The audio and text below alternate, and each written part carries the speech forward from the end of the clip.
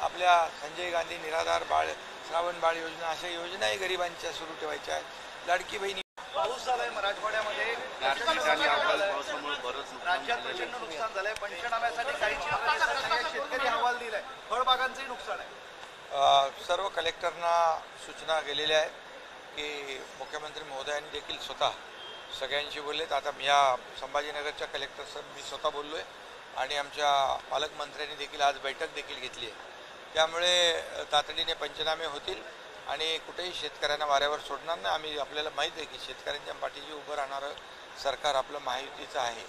त्यामुळे अवकाळी आणि गारपीट याच्यातून शेतकऱ्यांना कुठेही दिलासा देण्याचा जो काही काम आहे ते सरकार करेल। शेतकरी आधीच नाराज आहे, कर्जमाफीवरनं गोंधळ सुरू आहे आणि त्यात यावेळेसही दुर्लक्ष सुरू आहे। कर्जमाफीच्या मुद्द्यावरही शेतकऱ्यांना अपेक्षित आहे नाही बघा, आता आम्ही निवडणुकांमध्ये जो काही वचननामा दिलेला आहे त्या वचननाम्यामध्ये जे काय आम्ही जनतेला आश्वासन दिलेले आहे, आता बघा सुरुवात झालेली आहे।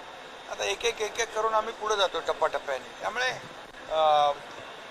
आणि आपण लाडकी बहीण योजना त्याचा येणारा सगळं काही आपल्याला लागणारे पैसे, विकासाला पैसे, ज्या योजना सुरू आहेत त्या सुरू ठेवण्याला पैसे, हे सगळं करता करता आपण जे आम्ही बोललोय, जे आम्ही निवडणुकीला वचननाम्यामध्ये जे मुद्दे आम्ही आणि जी आश्वासनं दिलेली आहेत ते आम्ही टप्प्याटप्प्याने पुढे पार पाडणार। कर्जमाफी हा प्रिंटिंग मिस्टेक, आमचं प्रिंटिंग मिस्टेक करणारं सरकार नाही।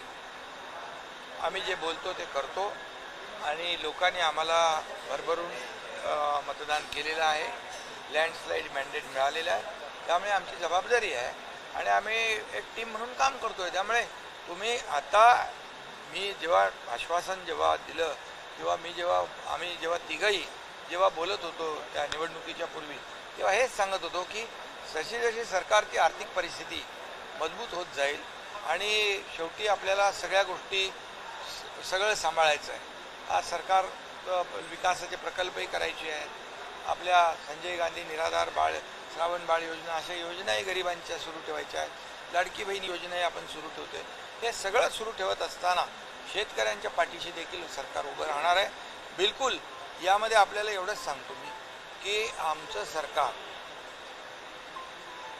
इतर लोकांसारखं प्रिंटिंग मिस्टेक म्हणणारं नाही।